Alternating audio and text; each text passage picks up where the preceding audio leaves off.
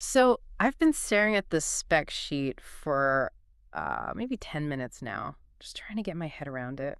Hey, the price tag. The price tag. We're looking at a DisplayPort cable today, the NTI DP8K-FOCMP. Hmm? And for 100 meters, it's $585. It definitely gets your attention. Yeah. But if you look at what's actually going on inside of it, Mhm. you realize you're not really buying a cable, not the way we usually think of one. You're buying a solution. You're buying a solution to a really, really stubborn physics problem. And that problem is basically distance, right? Because if I try to run a normal copper DisplayPort cable 300 feet across a I room, get nothing. Absolutely nothing. it's just gone. Exactly. Copper has what's called high attenuation. The signal just fades. And for the kind of bandwidth we're talking about here, DisplayPort 1.4. That's 32.4 gigabits per second. A huge amount of data. A massive pipe. And on a standard copper wire, that signal is basically useless after a few meters. Mm. That's why the thing's an active optical cable, an AOC. Okay, so that's the hybrid approach. I saw it has fiber optic cores for the video signal, And the heavy lifting, yeah. but it keeps some copper lines in there too. That's the key to the whole design. It uses light, photons, to move that massive 8K 60 hertz video signal over 100 meters with, and this is the important part, zero loss. Because you're just shooting light down a tube. You got it. And because it's light, you get another huge benefit. Immunity to interference. Right. Think about where this is used. It's not for your gaming PC at home.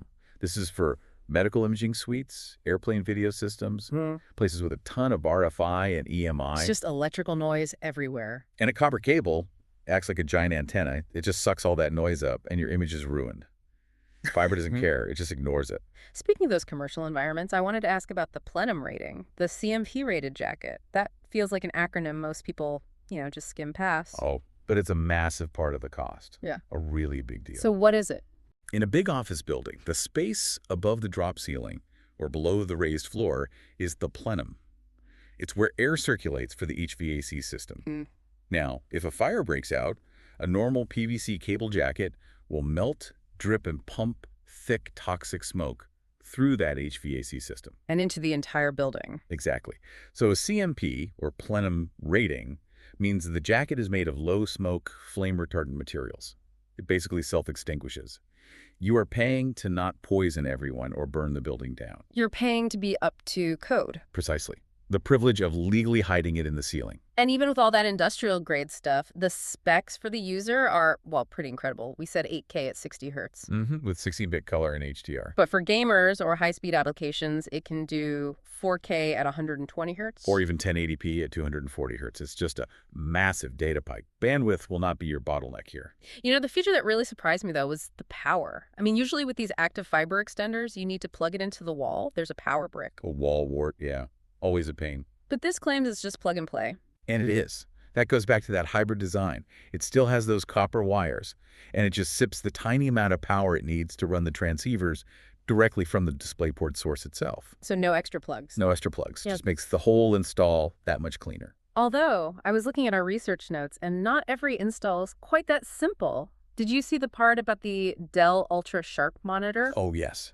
The UP3218K.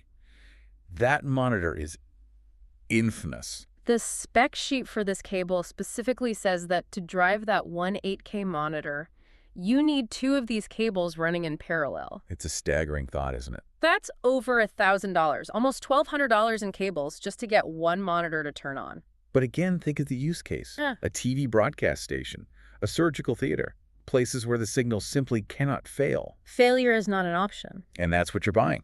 It's rugged. It can operate up to 50 Celsius. It has a tight bend radius. It's a piece of industrial infrastructure that you install once and forget about for a decade. It really just highlights this huge shift that's happening.